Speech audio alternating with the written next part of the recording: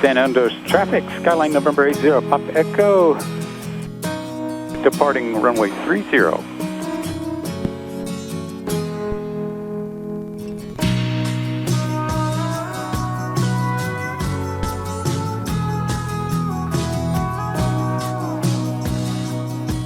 All right, 10 degrees flaps. And we have a right crosswind right now. For Rich? Yep. Right crosswind on flag. Yes. Okay. Heels on the floor.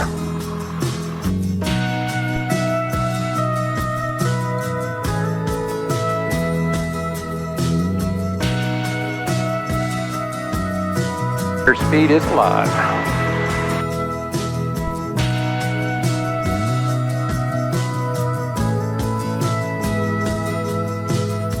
What's up?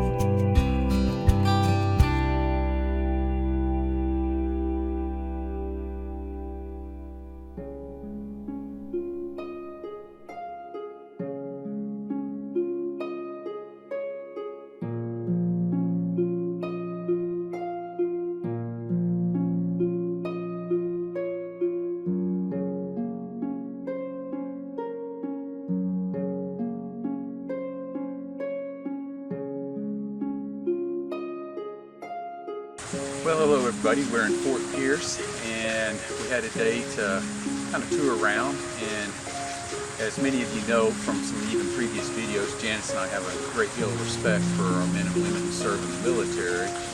And what maybe some of you don't know is back in 1972 I got my scuba license. I grew up watching Lloyd Bridges and Sea Hunt and Jacques Cousteau, and one of the things I wanted to do was do something with scuba diving. And back before the Navy SEALs became kind of, I don't want to say popular, but as well known and as renowned as they are today, back in the early 70s they were the underwater demolition team, UDT divers. And that was my goal, was to go into the Navy and become a diver. Well, consequently, after breaking my back in 4 places and all my ribs and shattering my pelvis, that wasn't going to happen. And so I eventually went on and became a commercial diver, and the irony of it is the dive manuals that we used in the commercial dive school was straight out of the U.S. Navy dive manual, and kind of a small part of that made me feel a small connection with the UDT team, which later evolved to become the Navy SEALs. And so I, like many people who appreciate the men and women who serve in the military, the SEALs just have this greater echelon of awe to most people because of the training and what they have to endure to go through that.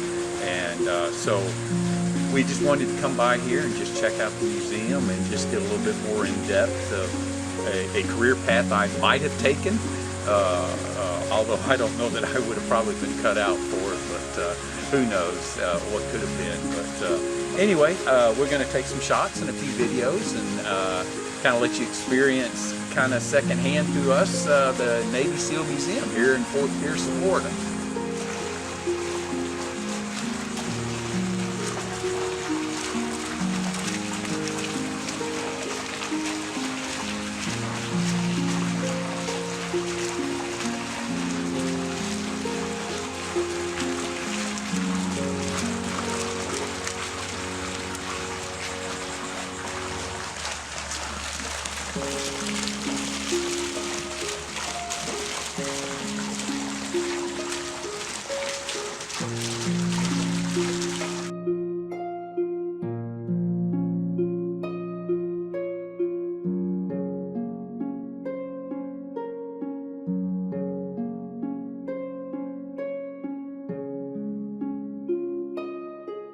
Well, years ago, I was looking at offshore power boats and met Reggie Fountain, owner of Fountain Power Boats in North Carolina, and he gave me a tour of the factory, and we were going through and looking at some of the boats, and we accidentally went into a room, and he goes, oh, I'm sorry, you can't go in here, and I just caught a glimpse, and I realized it was going to be a high-speed assault craft, probably built for the Navy or the Navy SEALs, and so didn't get a chance to see the whole thing, just caught it out of the corner of my eye, but this is pretty much what I saw.